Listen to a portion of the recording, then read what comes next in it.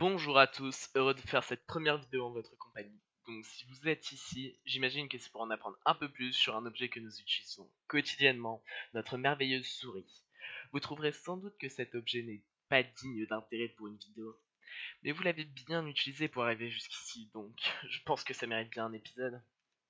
Nous connaissons tous l'utilité de la souris.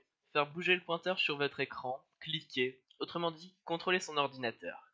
Et si je vous disais que, avant 1963, tout se faisait via ligne de commande et clavier? Pour cette invention qui a tout révolutionné, nous pouvons remercier Douglas Engelbart, un ingénieur américain. Regardez son visage. Il est pas mignon, c'est pas plus gâteau, hein. Non, sérieux. En 1963, il invente un prototype qui ne sera dévoilé au public que 5 ans après. Celui-ci même montré actuellement à l'écran. Imaginez 2 petites secondes jouer à League of Legends avec ça. Non mais sérieux, c'est absolument impensable.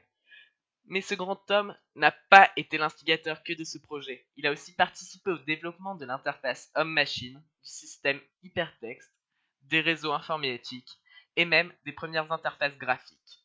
Le papy réellement badass, qui connaît plus l'informatique que ses enfants et ses petits-enfants. Mais au fait, vous ai-je dit pourquoi ça s'appelait une souris?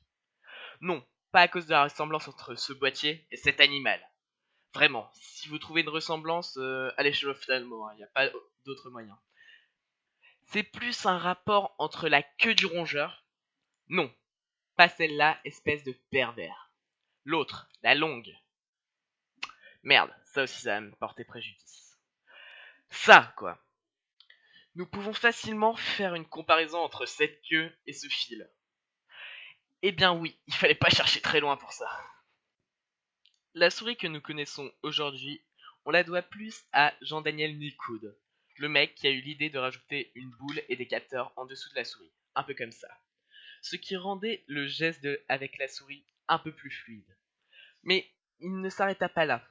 Il a aussi inventé la première souris optique. En gros, la souris que tu tiens dans tes mains.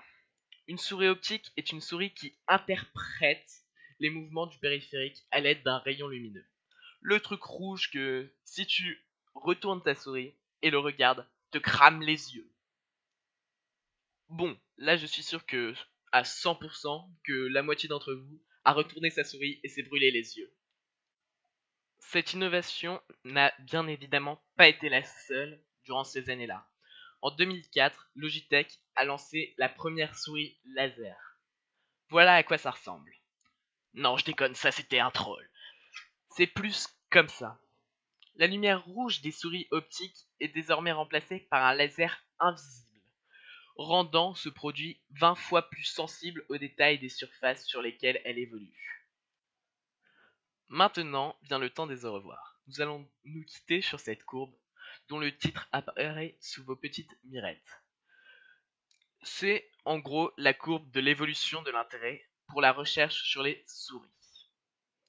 Cette courbe nous montre bien que l'intérêt pour la recherche sur les souris est en perpétuelle chute, ne subissant qu'un pic par an au niveau de décembre-janvier, histoire de bien te faire dépenser tes sous pour te faire acheter LA nouvelle souris. Sur ce, je vous remercie d'avoir regardé cette vidéo.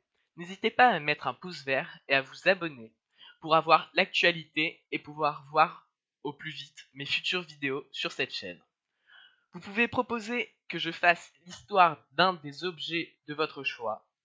J'essaierai de réaliser un épisode dessus. Merci pour ce visionnage et à bientôt.